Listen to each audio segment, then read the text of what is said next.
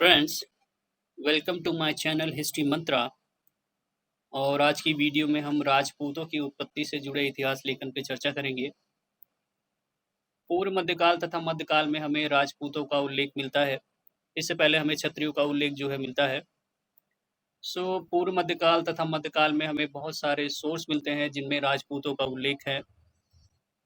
एक मत में कहा गया है कि राजपूतों की उत्पत्ति गुप्त काल के बाद हुई और इसमें उनको विदेशी प्रवासियों से जोड़ा गया है।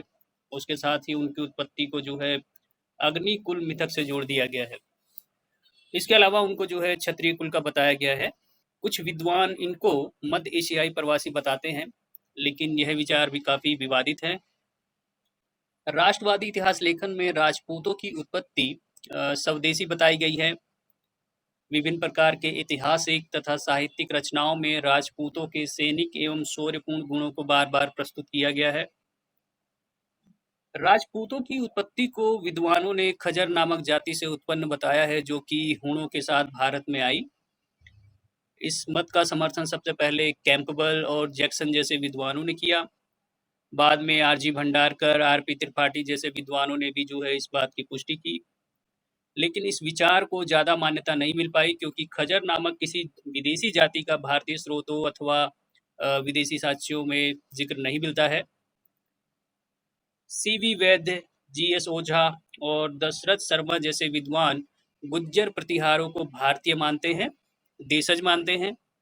के.एम. मुंशी ने कहा कि गुज्जर शब्द स्थानवाचक है, न कि जातिवाचक। भारत के शास्त्रकारों ने विदेशियों को सदैव शूद्र पद प्रदान किया है। उन्हों को मलिच्छ कहा गया है। जहां तक गुर्जरों का प्रश्न है तो उनके बारे में मिलता है कि वे ब्राह्मण थे। हेवेनसांग ने गुज्जर नरेश को क्षत्रिय कहा है। पृथ्वीराज रासों में अग्निकुल की जो कथा मिलती है उसकी ऐतिहासिकता में थोड़ा संदेह है। गुर्जरों ने 8वीं शताब्दी से लेकर के 11वीं शताब्दी तक शासन किया। ग्वालियर अभिलेख में मिलता है कि उन्होंने लक्ष्मण से अपना नाता जोड़ा। कुछ विद्वान मानते हैं कि इस वंश के आरंभिक शासक राष्ट्रकूट राजाओं के द्वारपाल या प्रतिहार थे, अतः इनको प्रतिहार कहा गया है। इनका मूल स्थान के बारे में हमें जानकारी नहीं मिलती है। स्मिथ ने ह्वेंसांग के आधार पर इनका स्थान आबू पर्वत के उत्तर पश्चिम में स्थित भीनमल बताया है। कुछ विद्वान मानते हैं कि इनका निवास स्थान उज्जैनी में था। 9वीं तथा 10वीं शताब्दी के दौरान कई राजपूत कुलों ने स्वयं को स्वतंत्र वंश के रूप में स्थापित कर लिया, अपने साम्राज्य का निर्माण कर लिया।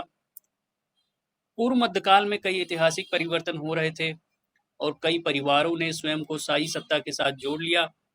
कुछ ने स्वयं को ब्राह्मण पद से जोड़ लिया, विशेषकर वे लोग जिन्होंने राजाओं से भूमिदान प्राप्त किया था। इस प्रक्रिया में उन्हें ब्रह्म क्षत्र की उपाधि प्राप्त हो गई।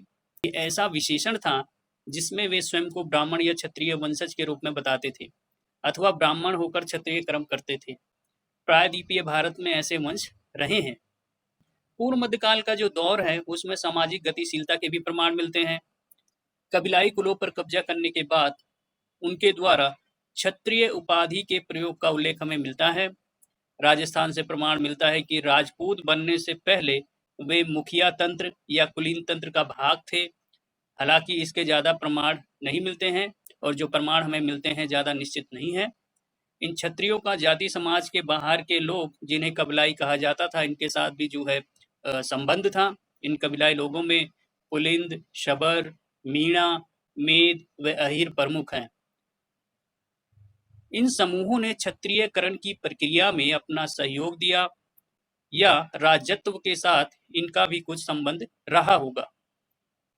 आगे चलकर इनकी उत्पत्ति शाही वंश से जुड़ गई, जो इनको क्षत्रिय की स्थिति प्रदान करती थी। क्षत्रिय संबंधी दावे में इन्होंने स्वयं को पुराणों की परंपरा से जोड़ा।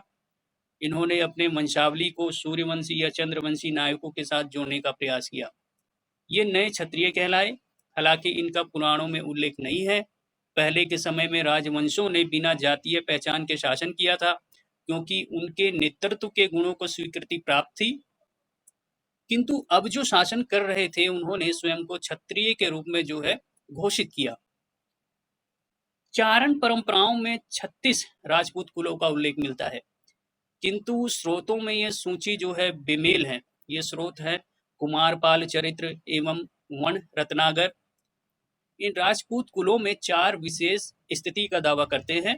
ये ये 4 कुल हैं: प्रतिहार, जिनको परिहार भी कहा जाता है; चाहमान, जिनको चौहान के नाम से जाना जाता है; चालुक्य, जो स्वयं को सोलंकी कहते हैं; और परमार, जिनको पवार भी कहा जाता है।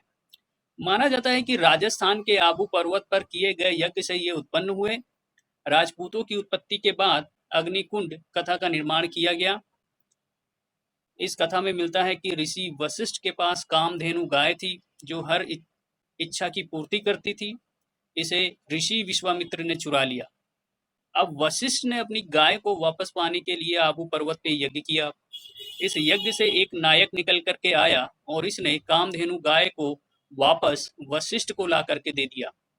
इस आभार के कारण वशिष्ठ ने नायक का नाम परमार अर्थात शत्रुओं का नाश करने वाला रख दिया। इसी से परमार वंश का उदय हुआ। अन्य कुलों की भी इसी प्रकार की रूपांतरित कथा मिलती है। इसी कारण इन चारों को अग्नि कुल से उत्पन्न माना जाता है। तो परंपरागत रूप से यज्ञ जो है वो शुद्धिकरण का प्रतीक माना जाता है और अग्निकुल से उत्पत्ति का दावा दर्शाता है कि उनकी पृष्ठभूमि संदिग्ध रही होगी। वशिष्ठ व विश्वामित्र की शत्रुता के भी कई संदर्भ प्राप्त होते हैं। कुछ संदर्भों में मिलता है कि विश्वामित्र जो है क्षत्रिय थे और वे संन्यास द्वारा ऋषि बनना चाहते थे। हमें पुनः यहाँ पर ब्राह्मण और क्षत्रिय के मध्य कुछ संबंध दिखाई देते हैं। इसके अतिरिक्त अगर हम आबू पर्वत की बात करें, आबू पर्वत को जो है जैनों का पवित्र स्थान भी माना जाता है। इन राजपूत कुलों ने पुराने प्रतिहार साम्राज्य के खंडरों पर ही अपने साम्राज्य का निर्माण किया। नए प्रतिहारों ने दक्षिणी राजस्थान से शासन किया। चाहमानों या चौहानों ने शाकंभरी, जिसको दक्षिण पूर्व दिल्ली माना जाता है, से शासन किया, किंतु बाद में इनकी शाखा राजस्थान के नाडोल, रणथंभौर, जालोर व संचौर में भी जो है स्थापित हुई। चालुक्यों की शाखा गुजरात या कठियावाड़ में स्थापित थी। परमारों ने अपनी सत्ता को मालवा में स्थापित किया और धर जो है इंदौर के निकट है, धर जो है इनकी राजधानी थी। ये आरंभ में राष्ट्रकूटों के अधीन रहे थे, किंतु 10वीं शताब्दी के अंत में अलग होकर अपनी सत्ता स्थापित कर ली। अन्य कुलों ने भी अपने को राजपूत कहकर पश्चिम तथा मध्य भारत में अपनी सत्ता स्थापित की। इनमें बुंदेलखंड में स्थापित जजाग भुक्ति के चंदेलों ने 10वीं शताब्दी के दौरान खजुराहों को अपनी सत्ता का आधार बनाया।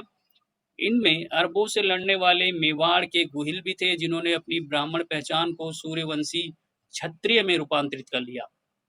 तोमर, जो कि प्रतिहारों के साथ जुड़े थे, ये हरियाणा के नजदीक ढिल्लिक में स्थापित थे। ढिल्लिक जो आज वर्तमान की दिल्ली है। ढिल्लिक की स्थापना इन्होंने 736 ईस्वी में की थी और 12वीं शताब्दी के दौरान चौहानों ने इन्हें उखाड़ फेंका। जबलपुर के निकट त्रिपुरी के कलचुरी भी प्रतिहारों के साथ रहे थे, किंतु 11वीं शताब्दी में राजा कर्ण के समय इन्होंने अपनी सत्ता और गौरव को स्थापित कर लिया। प्रत्येक वंशों का ध्यान साम्राज्य की सीमाएं थी। भूमि का वितरण भी कुल या वंश से संबंधित लोगों को ही किया जाता था। इससे वंशीय नियंत्रण की विस्तृत शक्ति का विस्तार हुआ, किंतु इस व्यवस्था में दूसरे लोग भी दावा करके स्थापित वंश को हटा सकते थे।